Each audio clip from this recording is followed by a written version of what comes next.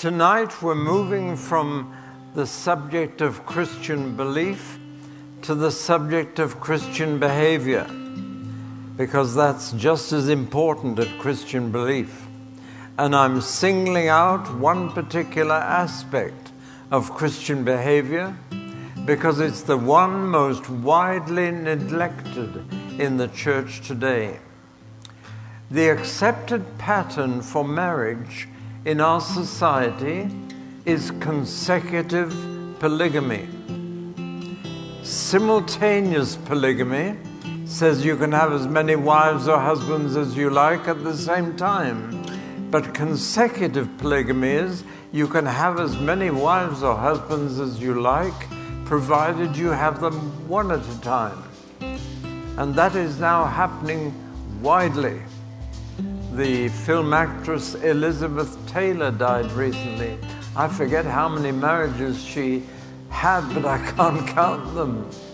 And we follow our celebrities, and celebrities' marriages are breaking up all over the place. And divorce in my country has now reached record levels higher than any other country in Europe. And that's so-called Christian England. But I've been growingly concerned, and finally I had to write a book about it, which I wrote very recently. It's just been published. But I'm sorry to tell you there isn't one copy on the bookstall. They've all been snatched up and they're all gone. So I'm sorry, you'll have to get it another way. But that book took me 40 years to write. I've been working on it for 40 years.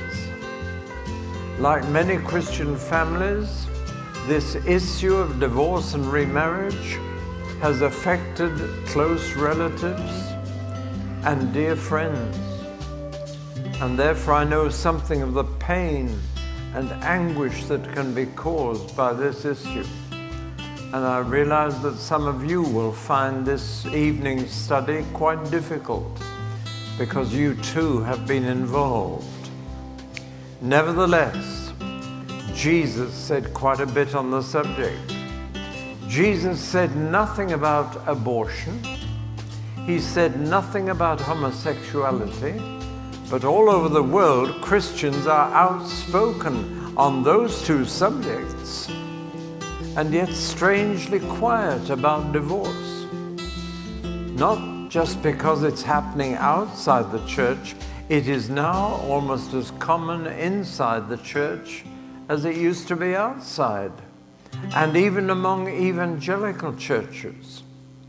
In this country, a pastor of an evangelical church pinned me against the wall, physically, and said, "Apologize to my congregation for saying what you did about that subject." I think he was on his third wife, and a lot of his congregation were on their first or second or third. And he was very, very angry because I quoted Jesus Christ. And that was all.